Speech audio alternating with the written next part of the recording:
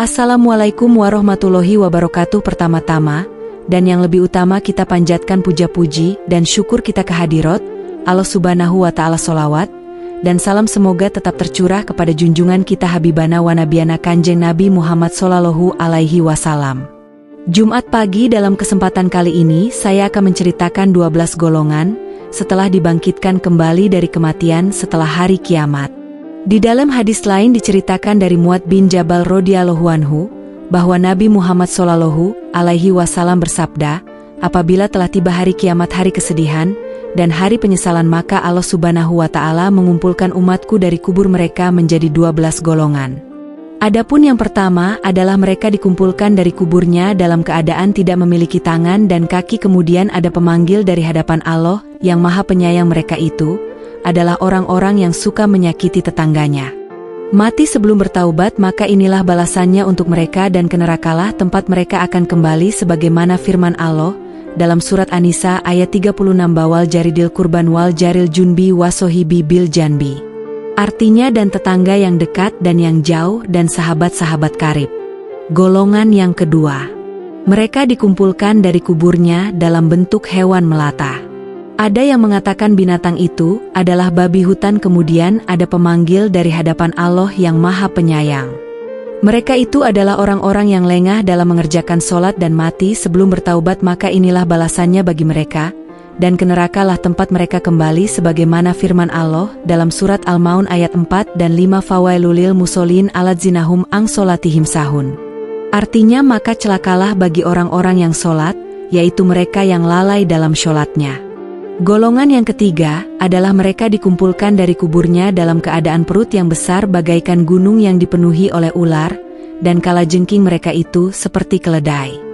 Kemudian ada pemanggil dari hadapan Allah yang Maha Penyayang. Mereka itu adalah orang-orang yang enggan untuk membayar zakat dan mati sebelum bertaubat, sebagaimana firman Allah dalam surat At-Taubah ayat 34 dan 35, walad zina, yakni junad zahaba wal pidota wala yumpikunaha fisabilillahi fabasirhum biadzabin alim yaumal yuhma alaiha finari jahanam.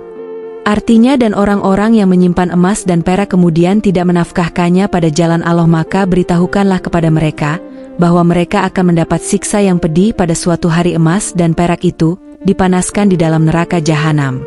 Kemudian Allah Subhanahu wa Ta'ala menjadikan dari setiap kepin emas itu menjadi papan dari api neraka, sebagaimana firman Allah, fatukwa biyajibaum bajunubum badurum adzamakanashtum liang fuzikum fadukum akuntum tanijun.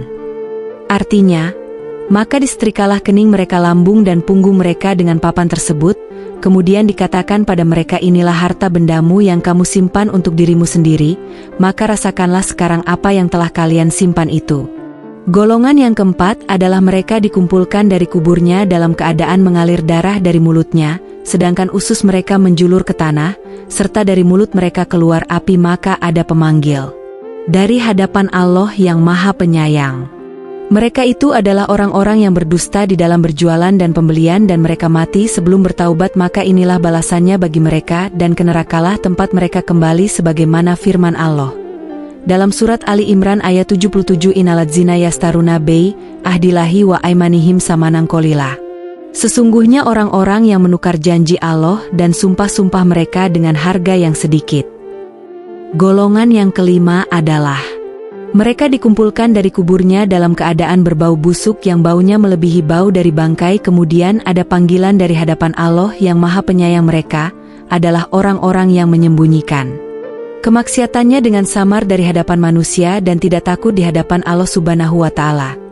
Mereka mati sebelum bertaubat, maka inilah balasannya bagi mereka, dan ke nerakalah tempat mereka akan kembali, sebagaimana firman Allah dalam surat An-Nisa ayat 10, yastahfuna minanasi wala yastahfuna minallohi. Artinya, mereka menyembunyikan perbuatan itu dari hadapan manusia, akan tetapi mereka tidak takut kepada Allah.